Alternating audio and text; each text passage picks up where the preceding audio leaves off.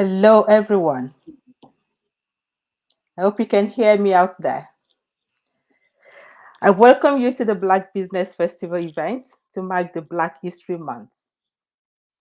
We have a lot of audience that have joined us online today, and I would suggest that please feel free to use the comments chat and leave your questions and comments. My colleagues Emma and Holly are in the virtual studio monitoring your chat and questions. We're really excited that this event, the Black Business Festival, particularly excited and made you interested to be with us this Friday afternoon. So we're going to make sure that this is a really valuable session for you. For those of you that do not know me, my name is Bola Babajide, and I am a senior lecturer in the Department of Accounting and Finance at DMU. Today's event, the Black Business Festival, is organized by the Directorate of Social Impact and Engagement at DMU. And the main aim of organizing this event is to celebrate the success of BEM entrepreneurs, to increase representation and inspire current business students with people they can relate to, most especially our alumni. Since our alumni are doing brilliantly well in their businesses, the Directorate finds it a very fitting opportunity to give some of them this platform to elevate the journey from students to alumni and now to entrepreneurs. To join us at this session, we have business owners Felix Ochefu, Kennedy Asumo, and Daniel Nyerida. These three young, amazing entrepreneurs team up to co-found a company called the Ideas Global. Kennedy Asumo is a graduate of University of Portsmouth. Kennedy, we welcome you to DMU. Kennedy, can you say hi to our audience? Sure, thank you, Bola, and hello everyone, and thank you for having me. And we have Felix and Daniel. Felix and Daniel are our alumni at DMU. Felix and Daniel, we welcome you to home. This is home to you, so we welcome you home. Nice to be here. I'm glad to be at this event as well. Thank you, Bola. All right. Thank you so much for that. Pleasure to be here. So, yeah, I will be asking these amazing entrepreneurs questions that will, I believe, will create some thought in our mind about starting our own businesses. And as I've mentioned earlier, please feel free to post your questions and comments in the chat. Oli and Emma will be monitoring that for us. Okay, so to start the event, I will want the panel members to introduce themselves. Who are you guys? And what did you study when you were at DMU? What is your current job title? Who are you? Cool. I'll kick us off. Who are we? Okay, I'll start. So my name is Daniel. I'm one of the co-founders at Ideas Lab Global. What do I do for my day-to-day job? I currently work at DMU, surprisingly. I actually worked in London for a bit. I didn't really like it. I then decided to come back to Leicester. I really felt like I wanted to work with students. I've always had this passion to work with students. And coming back and getting a marketing job at DMU was perfect for me because I did advertising and marketing for my undergraduate degree. So my official title is I'm a marketing and recruitment officer at DMU. We look after all marketing related activities at DMU, specifically looking at attracting students to come and study at the university.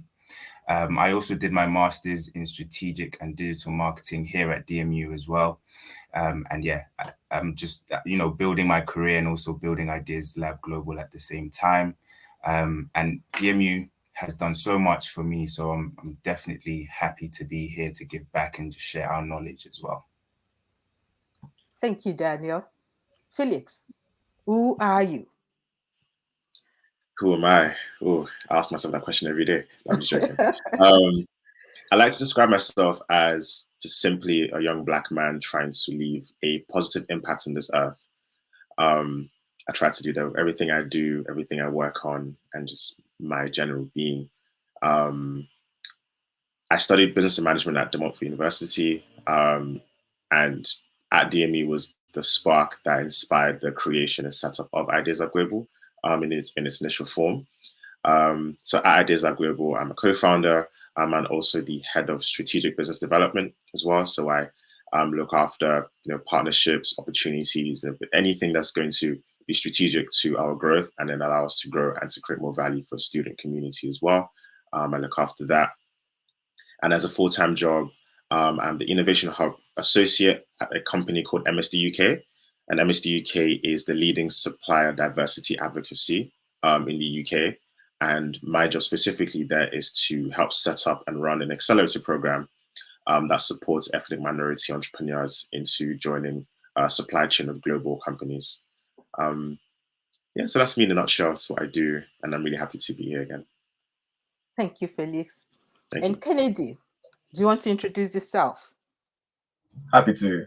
So I'm Kennedy. I went to University of Portsmouth where I studied economics, finance, and banking. I graduated in 2018, and from there I went on to FDM Group, which is a boutique recruitment firm. There I trained to be a business analyst, where I do my full-time role right now. This is also where I met my fellow co-founder,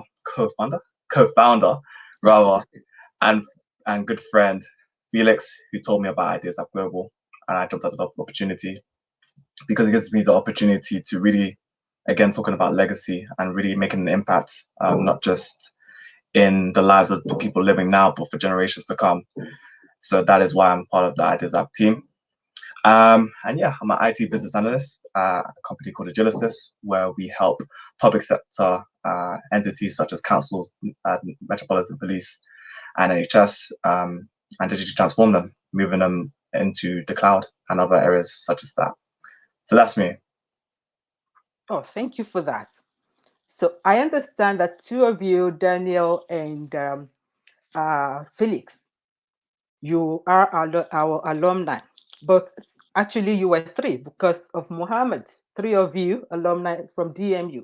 Why did you choose DMU? And what was your experience studying here with us? Wow.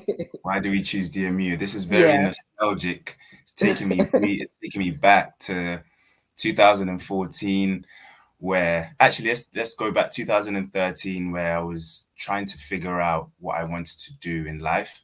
I'd been working for about 2 years, just coming out of sixth form. I wasn't really sure if I wanted to go to university. I was working in a warehouse, just making money, and I thought that was good enough for me. But it got to a stage where I realized that I was enjoying something called marketing. I didn't know it was marketing at that time. I used to help promote events for different companies, and I would get a commission of about £2 at the time every time I get a ticket sale.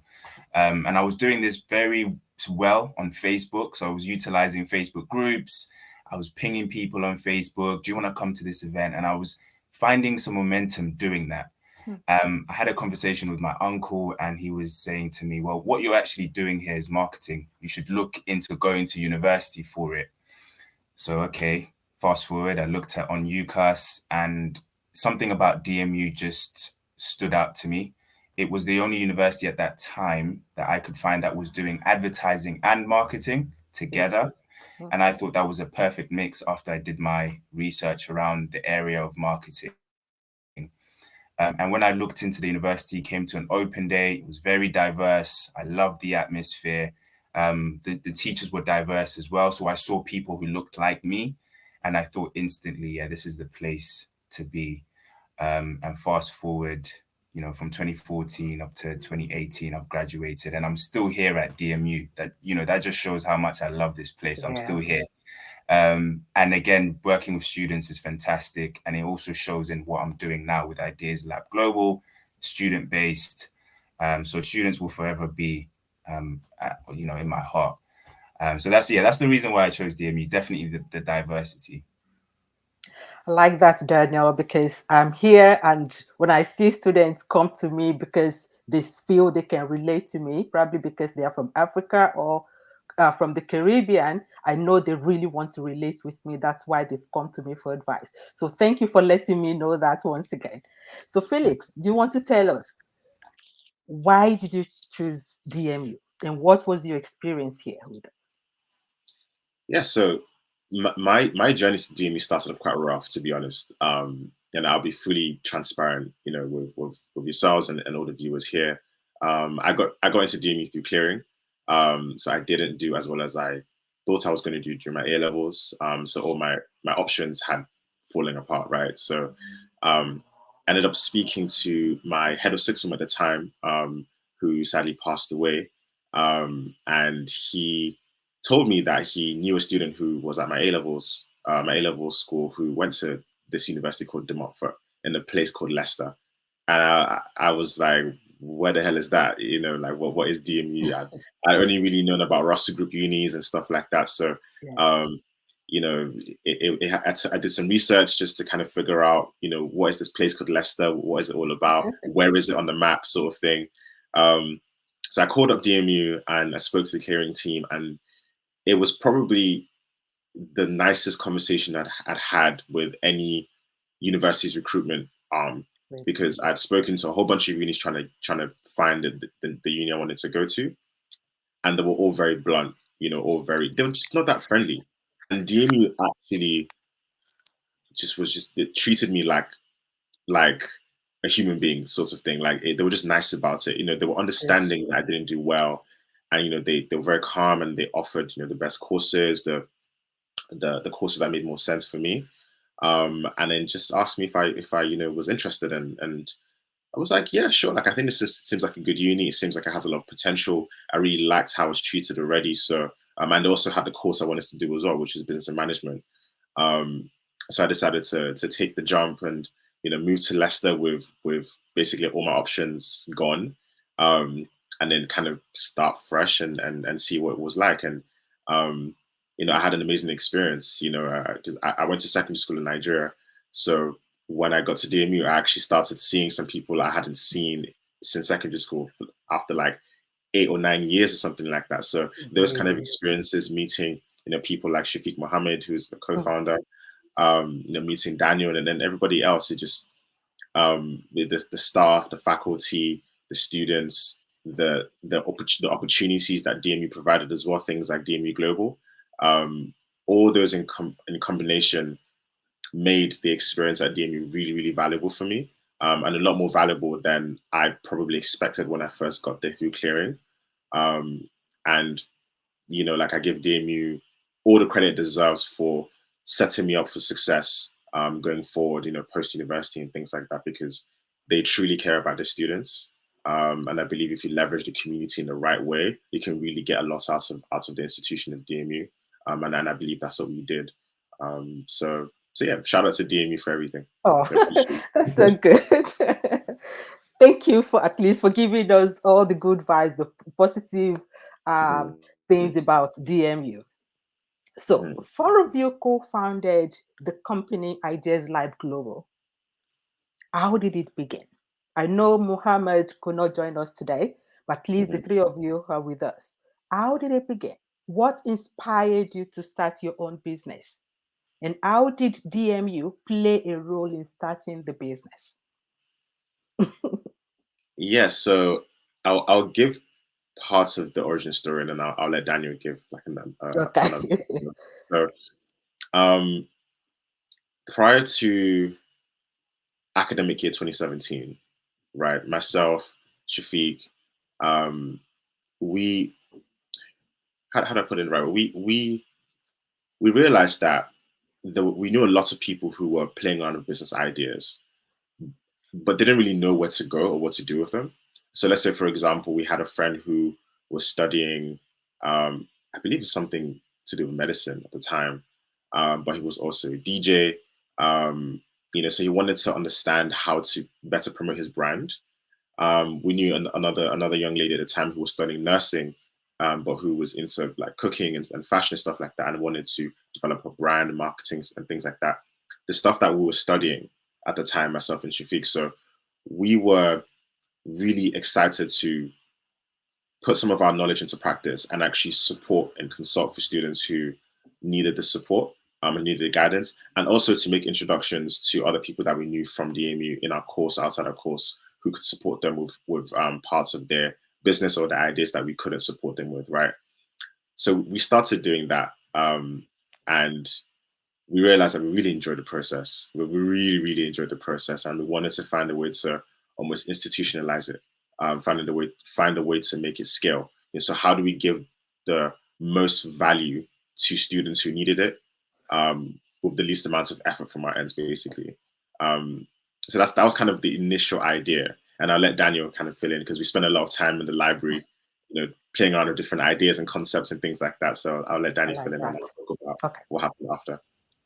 Yeah, no worries. To be fair, I can touch on, I think Felix and Shafiq had an amazing story. I can touch on that story just a little bit. So through DMU Global, Felix and Shafiq went to Silicon Valley, where they met they met founders from Google, Twitter, Facebook. They got a tour of Stanford, San Jose, and they soaked up all this philosophy, the community, that global mindset. In fact, they met people who were raising a lot of money, something that was alien to them.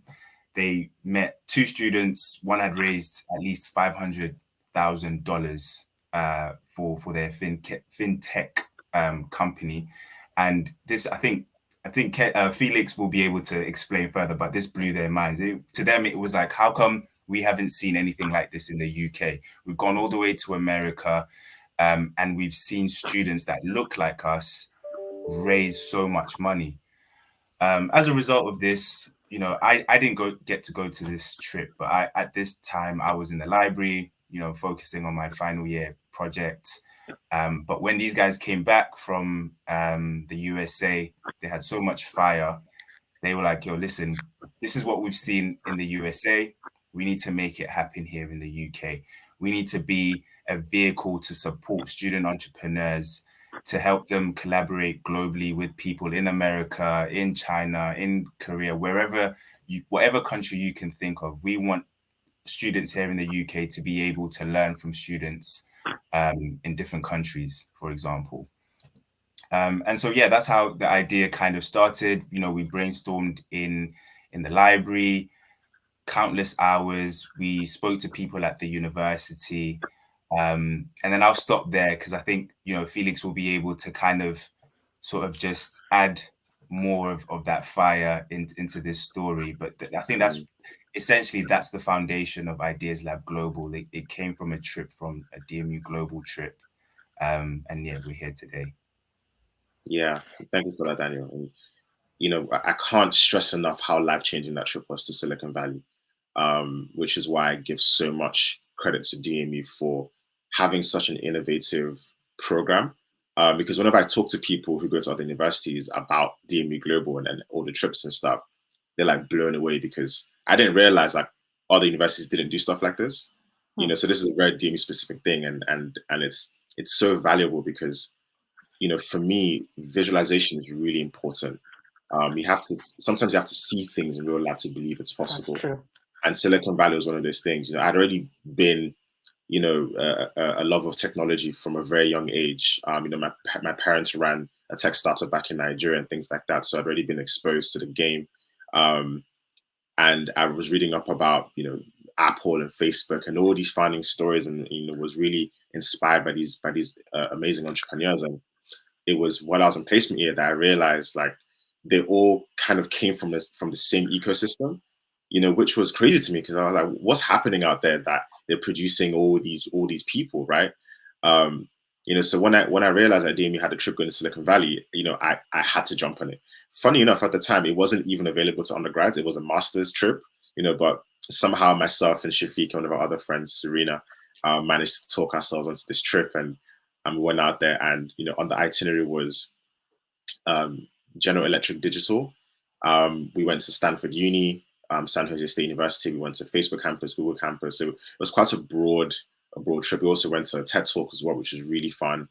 um, and it was life changing in the sense of, like Daniel had mentioned, it was the philosophy out there, specifically at Stanford, and I think there's a reason why Stanford creates so many amazing entrepreneurs. A lot of the biggest companies, the most successful companies in the world that we know of, a lot of their founders went to Stanford. Snapchat, Instagram, HP. It's just so many of them that we know. There's multi-billion-dollar companies all coming from the same ecosystem. So when we went to the design school at Stanford, and we're talking to students out there, talking to faculty, we realized it was the philosophy that they were using to build. And to be fair, up until now, I'm not sure whether it's an American philosophy or Stanford specific philosophy or Silicon Valley philosophy, but it was a philosophy nonetheless, and it was very intoxicating. It was not being scared to fail. It was rapid prototyping. It was thinking global from early, and it was failing forward. All those things in combination just created such an enabling ecosystem for big thinking and rapid development and fearlessness and entrepreneurs who felt like they could really create something that was valuable, not just to Silicon Valley, not just to America, not just to California, but to the world from the classroom. And that was a big distinction from, I believe, what I was experiencing at DMU and in the UK. I felt like we needed to think bigger. So meeting students out there who were already talking about how this project that they're working on can serve communities of millions of people in rural India or in the Middle East or wherever it was really, really inspiring. And their attitude towards failure was I'm Nigerian, so we know that where we come from, like, failure is not a good thing, but Yeah. over here failure is a part of the journey. Yeah. And that was a very, very big distinction that I wasn't really used to. So like Danny mentioned, we're meeting students who, we met one student who raised $500,000 for his fintech startup, and he was in second year of university. And I was just like, wow, like there's something really special going on here. So we started talking about how we can bring some of that philosophy back to the UK. And since we're already supporting students in that way, but before we went to the trip, we felt like we now had a mission. Now we've seen everything. Now we've met founders, whose companies are now worth many billions of dollars today, but at the time they were, just starting out or, super successful. We met investors out there who, were really young, like 16, 17 years old, but they were investing millions of dollars into companies. Those kind of people inspired us so much to come back and look students in the eye in the UK and say, we can do so much more. There's so much more out there. And I also forgot to mention a really, really important part of what we learn at Silicon Valley, the abundance mindset. The mindset that there is more than enough for everybody to go around. So if you're building something, you don't have to be shy about what you're building. You don't go and hide it and say, oh, if I tell you, maybe you might steal it. Nah, because everybody's building something. Everybody believes that they can be successful. So no one has time to steal your idea. So it was that shift in mindset of, no, being secretive doesn't actually benefit you. You have to be open about that, the things that you're building and the things you're passionate about, because that's the only way you're going to get feedback on your idea. That's the only way you're going to talk to customers and problem solve and do all the foundational things that set you up for success as you're building a startup, right? So it was all this knowledge that we were exposed to, were distilling, we were gathering, and were disseminating into the student community. And we realized that the community of students at DMU specifically at the time, and then as we were researching and learning, the student community in general is really underserved, even to this day. And this is back in 2017, right? So there's a lot of work to be done, because students have so much potential. Some of the brightest minds are walking the halls of DMU and other universities in the Midlands and around the world.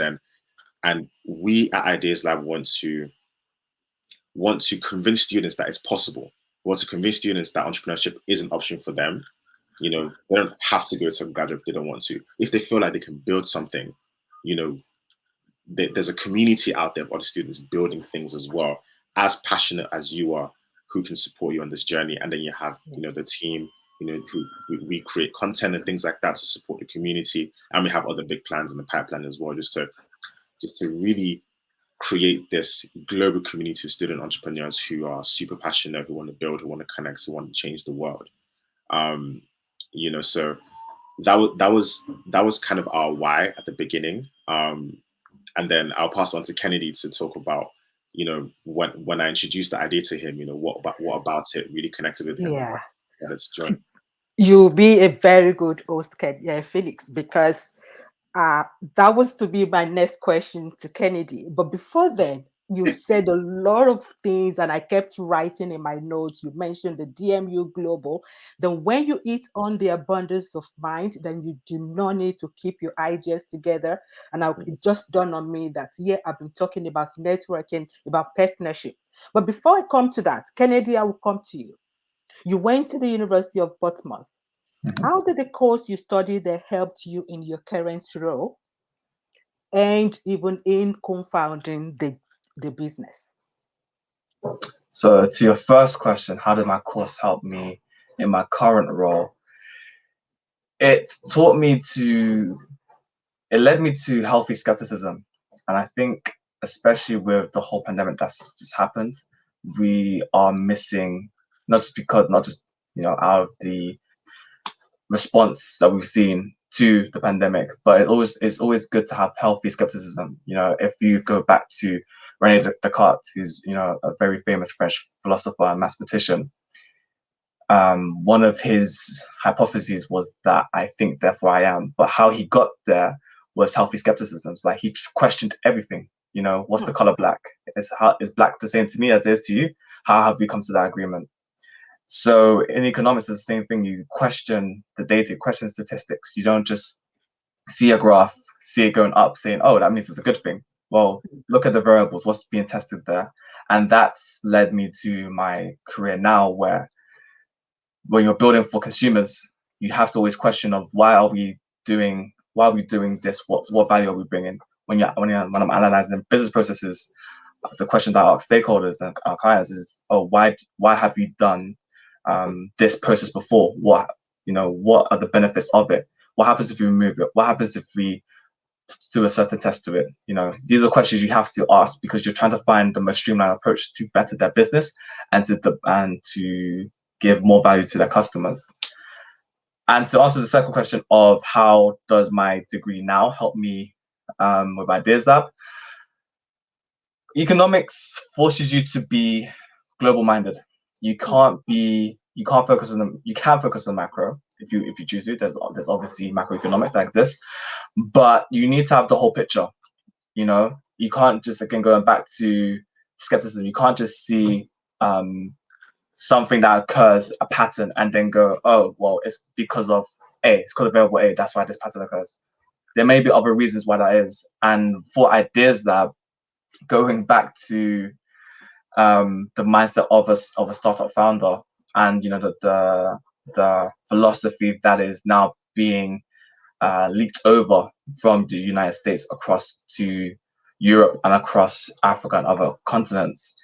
It's the constant iteration, as Felix mentioned. You have to build in public. If you don't build in public, you don't get feedback.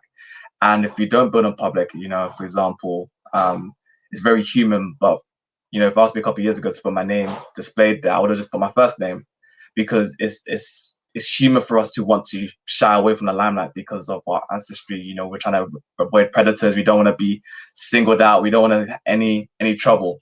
But you have to a business starts with you first, and then your reputation will vibrate across like a ripple. If a furnace on the top, it ripples out.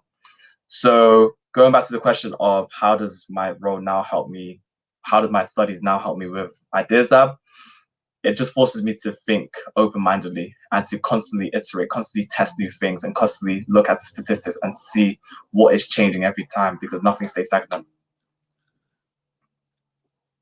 Right. Thank you so much, Kennedy and Felix and Daniel. Now, my next question is, how has partnership helped the business? So, Daniel, you studied advertising and marketing. Felix, you studied business and management. And Kennedy, you said economics. How has this partnership helped the business? Because sometimes you're thinking, some of our students, most especially from our community, they might have this business idea, but they cannot go it alone. But they're scared of talking to people. And I remember, Felix, you said, not being scared to fail is a philosophy that you came out with from the US. So how has this partnership, this four team, has helped the business?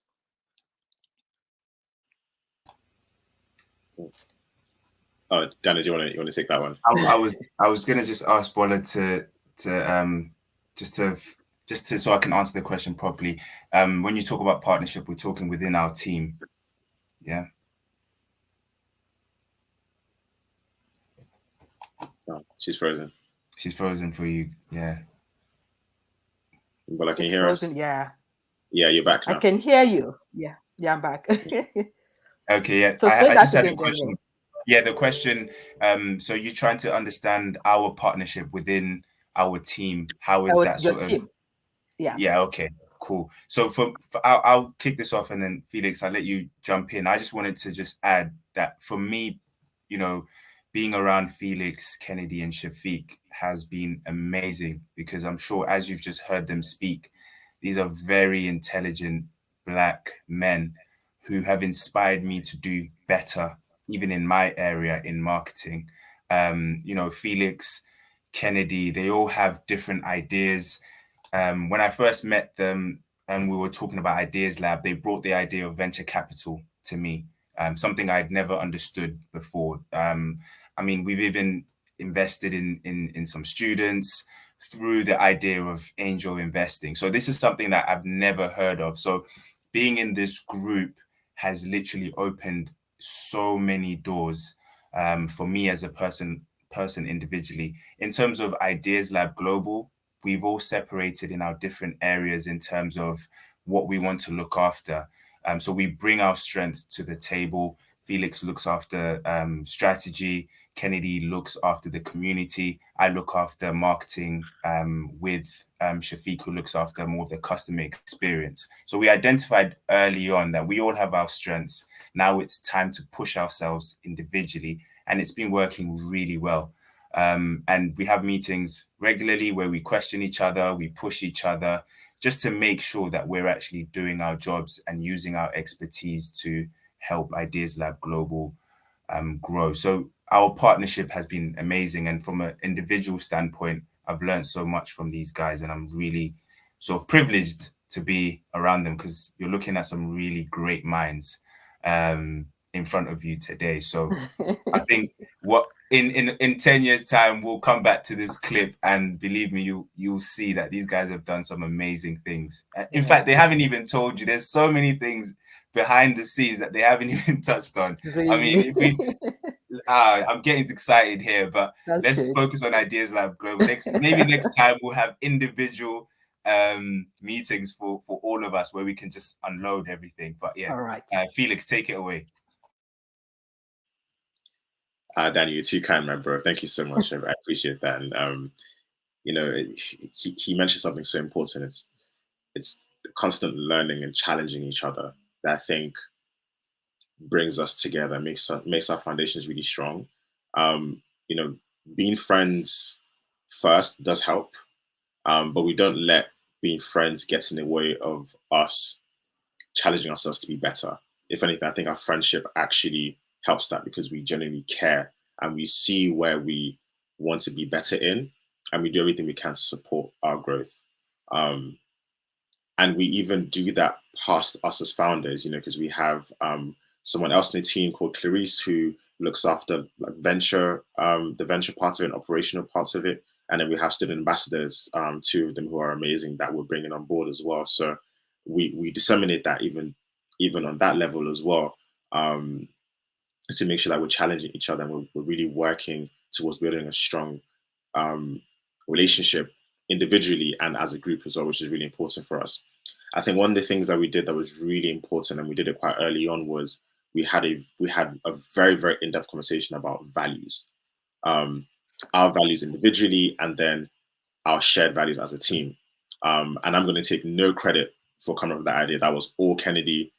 bringing that philosophical mindset, that background in economics and his love for philosophy really got us to start thinking first about our values and what intrinsically drives us, and how can we combine those to bring the best out of ourselves and out of each other as a team, and then ultimately out of Ideas Lab as an entity. Because one thing we want to do with Ideas Lab Global is that we want to bring in a different vibe. We're talking about building a global community here. We're talking about potentially millions of students around the world who come into contact with our culture, our vibe, and our mission.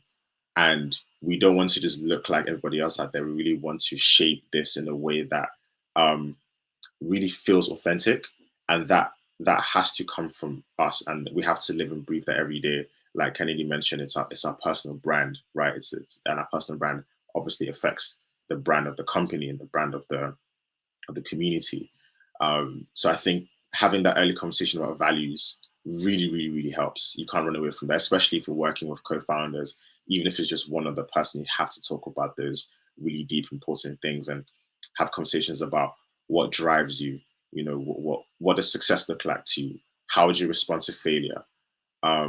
You know, what do you want to achieve in your life? And those different things like that, so you know where you align, and then how you can, you know, continue to support each other even when things get a little bit tough, which they will inevitably do. Because when you have that strong connection built on values, it's really easy to think big, and it's really easy to just be open about what's happening, even if it's not the most straightforward conversation to have. Thank you. It is interesting to hear you talk about your individual talents and aspirations, yet bringing together the ideas to form this business. And I asked that question particularly because of um, probably young ones in our community that would think they've got this business idea, but they cannot just go it alone. So probably they need to start looking for partners to run this together. They can talk to um, their friends. But Felix, you mentioned you kept talking about having conversations around values from the onset. So that will be very important. So now let's talk about the business, Ideas Lab. What is the business? And how is the business helping students today? Sure. So I can kick off that one, guys, if that's cool. So the main part of Ideas Lab Global as a business right now is we're fully focused on community. So in the spirit of transparency, we're not making any money. We don't even have a structured business model yet. That's stuff that we're thinking about, we're working on. And Kenny was mentioning about building a public, and I think being transparent is also a very important part of that. So I'm going to put it out there, like we don't know how we're going to make money yet, but we will. And once we crack that, it's going to be scary out here. But the community is our main focus, right? So we have a community called the Ideas Lab Network. We launched that last year, in 2020, in May, and the community now has over 100 student entrepreneurs from around the world. From most of the major continents. I think we have more than 30 different countries represented in the community at the moment. Some incredible founders building in there. Daniel mentioned that we've even angel invested in some of the founders in there as well. We're planning to do more as we grow. So our main focus is the community, and we encourage every student who is entrepreneurial, who has a business, or who's thinking about building a business to join our community, so you can take advantage of the network itself. The synergies when you start talking to student founders from around the world. What kind of conversations happens when a student from a university in Venezuela is meeting a student from a university in South Korea? What ideas can you come up with? So those are the kind of interactions we want to facilitate, and we're already seeing that happen in the community. We've been seeing that happen since we started, right? Either connections that we facilitate ourselves, or connections that naturally occur from just by being in the same digital space. So within the community, the team creates really good content as well, but content that's specific to students building at university. So it's not just generic entrepreneurial content that you can find anywhere. It's content that as a student, you can read it and you can action it today, right now, because you're already in the ecosystem that we're describing, right? And then we have our events as well, which is called Welcome to the Lab. So all these services are free. Students can come in and just vibe with us, get a feel for who we are, what we do, and the fact that we genuinely care. And we're not just doing this to try and make money off students or anything like that. No, not at all. We genuinely care. We want to see students win.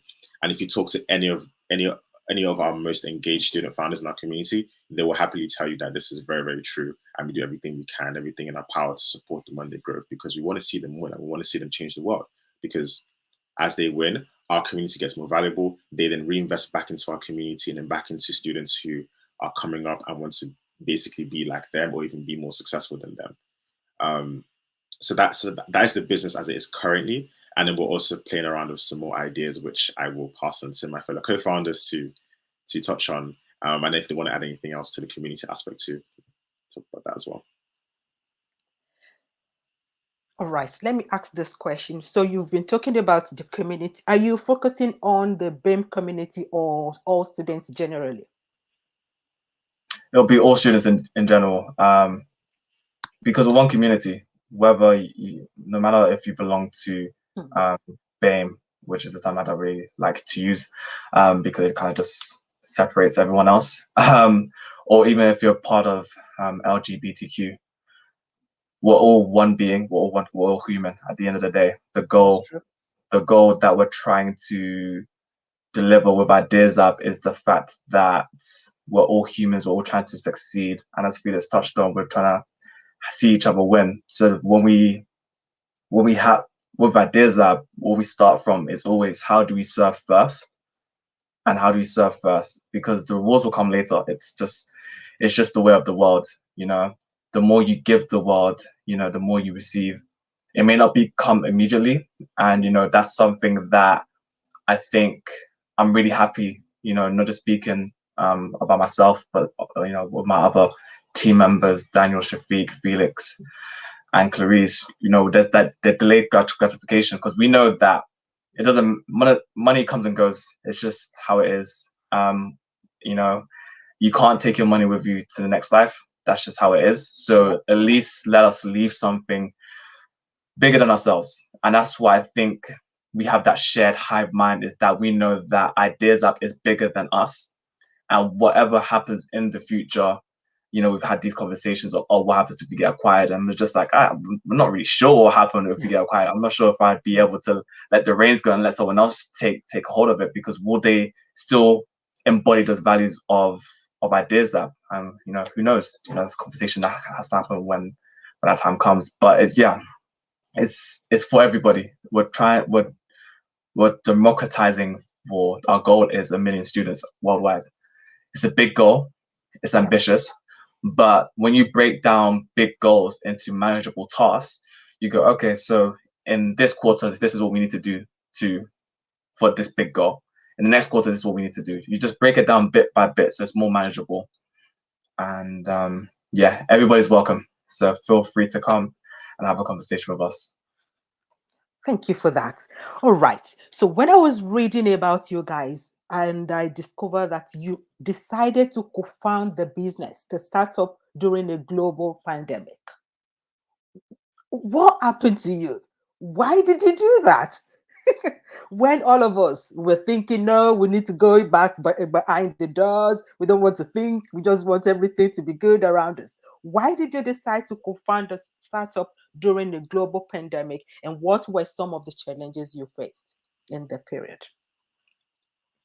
I mean, why not?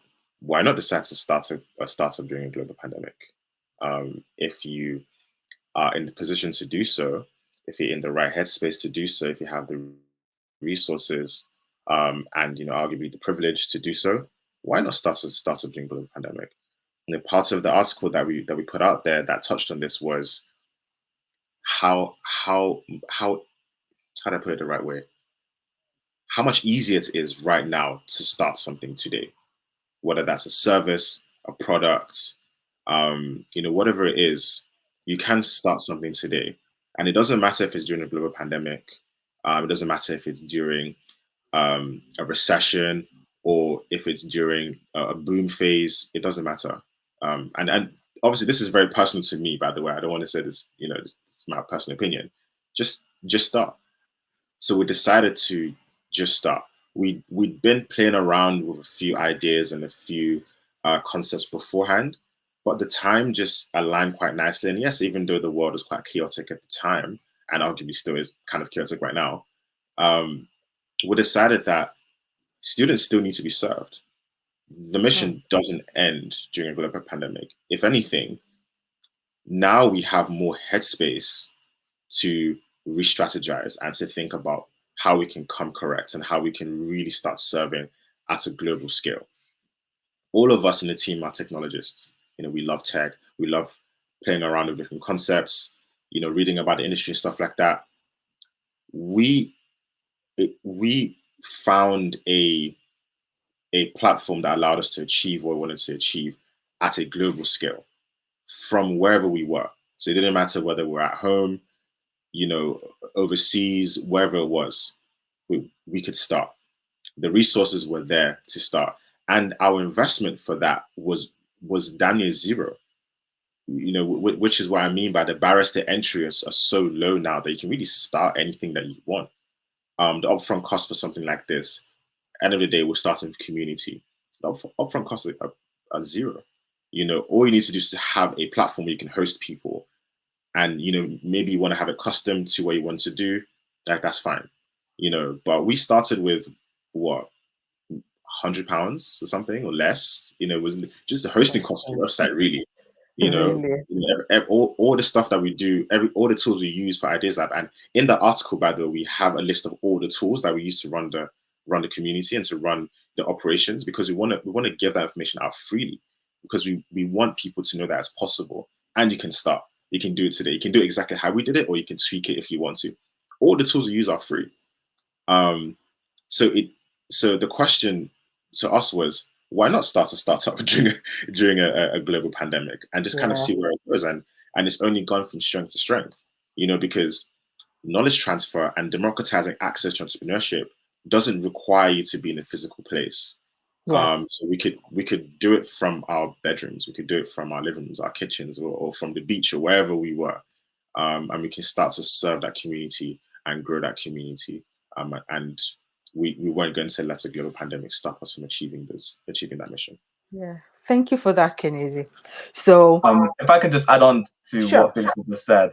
So very quickly, I'm sure students listening and people on the call will know there's two rappers, Big Sean and Rick Ross, and in their songs, they mentioned that if they woke up the next day and they had to start from square zero with nothing, they know they could get it all over. And the reason why they feel confident in that they can get it all over is because they've done the whole process before. They've iterated time and time and time again. And if you think about the number of attempts you make rather than, I guess, the number of iterations, the difference between attempts and iterations is that, are you doing the same thing, the same way over and over again? Or are you iterating where you're trying something new every single time you put your prototype together, for example? So in iteration 1, what are you doing? What are you doing different in iteration 2? And you'll find that where attempts is just, using the pen, it's just flat, it's just linear, a straight line. Iterations actually exponentially go up, rather.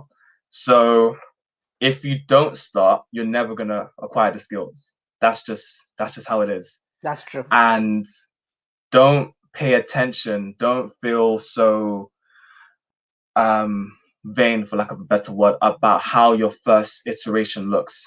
Because if you spent all that time putting it together, making it look as beautiful as you want it to be, you've already too late. You missed the opportunity.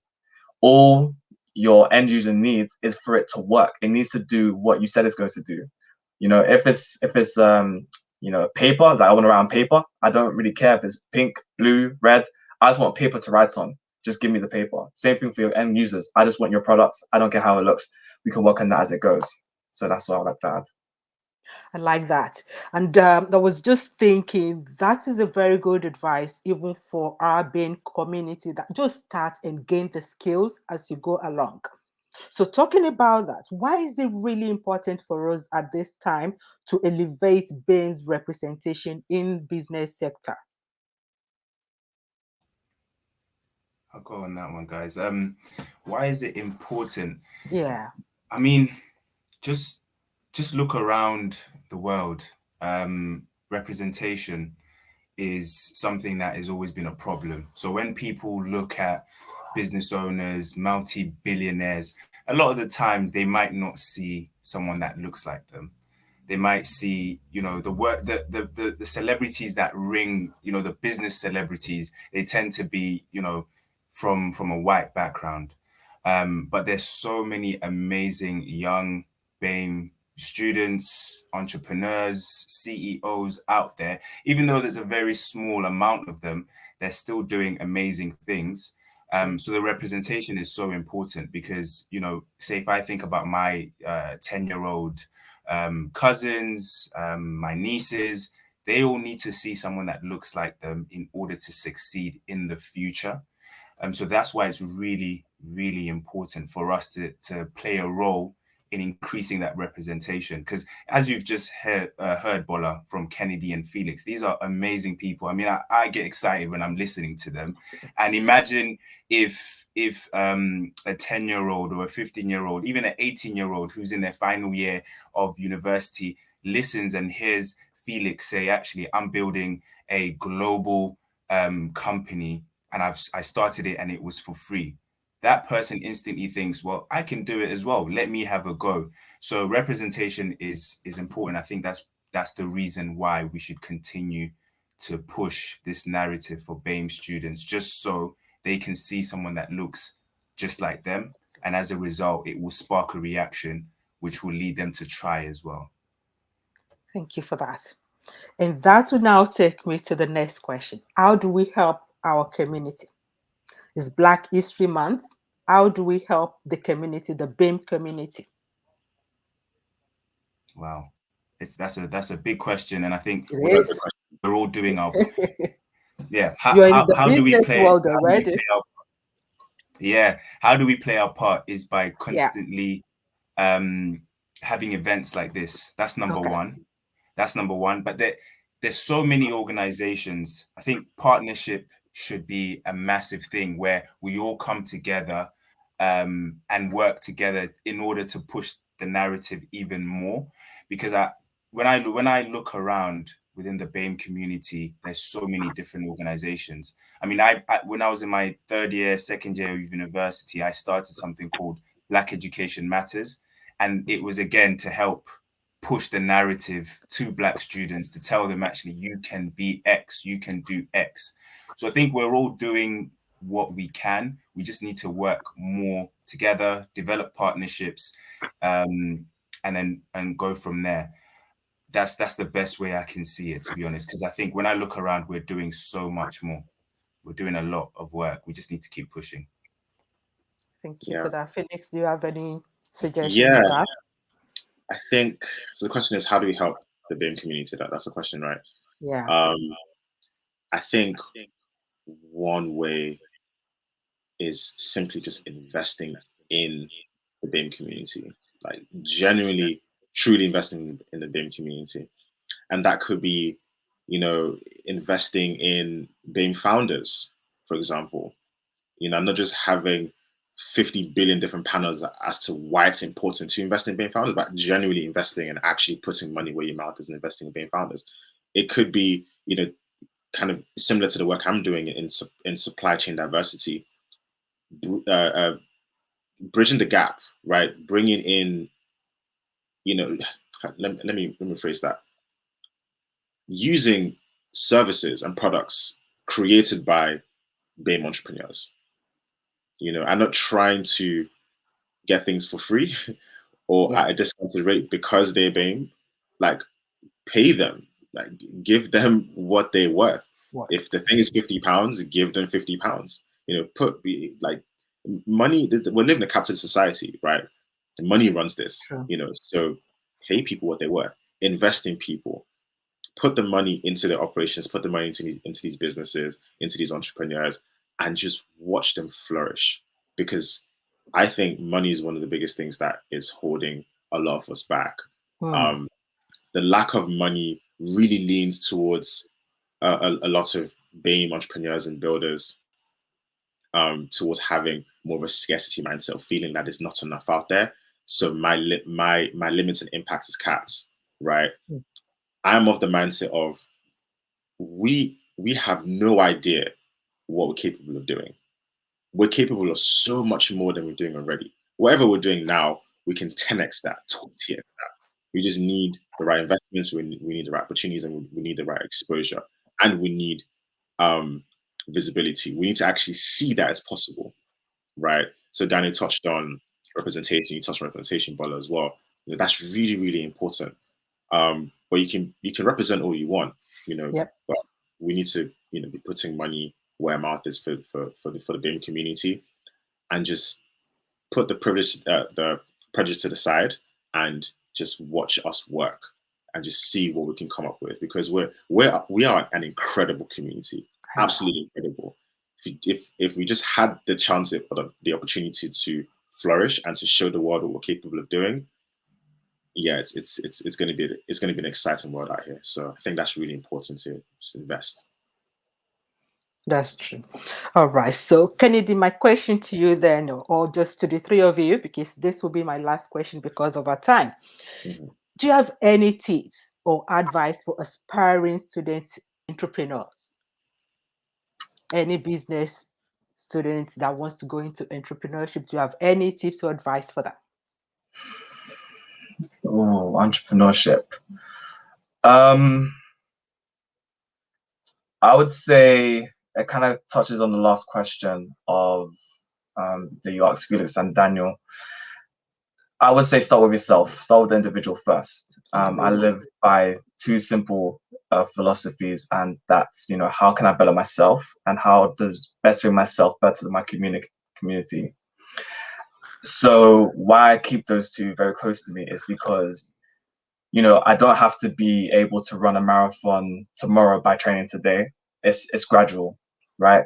And that's the same thing with entrepreneurship. It's a journey. It's gradual. You're gradually going to get there, and you may never feel like you're an entrepreneur, and you may even say it to other people, but I think that's a good thing because it keeps you grounded. It keeps you humbled, and you should always live to be humbled. When you feel like you've got it, it's when it's as soon as you've lost it. So for anyone that wants to be an entrepreneur, I would say start. Learn, and as you learn, apply. So it's very, one last thing I want to say is it's very easy because I did this. I'm very big on personal development, but it's very easy to fall into the procrastination trap of, oh, I just need to read one more book on marketing and I'll know how to market. No, read one chapter, put it straight to use. Oh, I really want to increase my flexibility and be able to just sit. What should I read? No, look at some quick videos on YouTube, get started, put in that work and start iterating straight away. Because as we said before, the more you delay, it's the longer, you never know what's going to happen tomorrow, and think about the community first. Don't think, oh, I want to be an entrepreneur because I want to be rich. People only become rich as entrepreneurs because they've given value to the community. It's as simple as that. It's same thing, scammers and this, that, and the other. They're the dark entrepreneurs because they think about themselves and they eventually get caught, and then the community punishes them for their acts against the community. But when you're somebody that's a social entrepreneur, that's someone that really wants to help and build not just the Black community, the Asian community, or the LGBTQ community, but humanity as a whole, Yep. with the area of influence that you have, you'll be rewarded. So that's what I would say. Thank you. Thank you for that. Any other suggestion from Felix and Daniel? Yeah, I would say, I know we're running out of time. I would just say, get used to failing. Just get used to failing. Get used to failing. There's nothing wrong with failing. Yeah. And I'll add as well, just join the community, join our community. In fact, I have just dropped a link to our community in the chat. Okay. So you can join it right now. we and we're not just saying it to be cheeky and to give ourselves visibility. No, it either, if it's not our community, it's another community of founders, entrepreneurs, potential entrepreneurs. It really, really does help. And one thing communities do is that they facilitate collaboration. Entrepreneurship is not a silent experience at all. Even when you look at big companies, Google, Facebook, all the big tech companies out there, they work together all the time. So we have to get used to more open collaboration, because together, working in collaboration is how we can really, move markets, how we can shift tech forward, how we can shift marketing. Anything you want to do, there's somebody out there who's willing to help you and support you, and just to encourage you and work with you to be more successful. So join a community like ours in the chat and collaborate as well. It's really important. Thank you, Felix, Daniel, and Kennedy. So we've been told, collaborate with others, put knowledge into practice, and do not be scared to fail. Our aspiring students and entrepreneurs, these are good advice you can take on for your own businesses. We hope to bring probably the Directorate of Social and Impact, DMU, will bring this back to us. Directorate of Social Impact and Engagement at DMU. We hope to have more of this conversation. This is really good. Thank you for this platform, and thank you, Felix. Thank you, Daniel, and thank you, Kennedy. And I hope you extend our greetings to Shafiq as well. Thank you, Thank Pauline. Thank you. Thanks. Thank you, everyone. Yeah. Bye. Bye.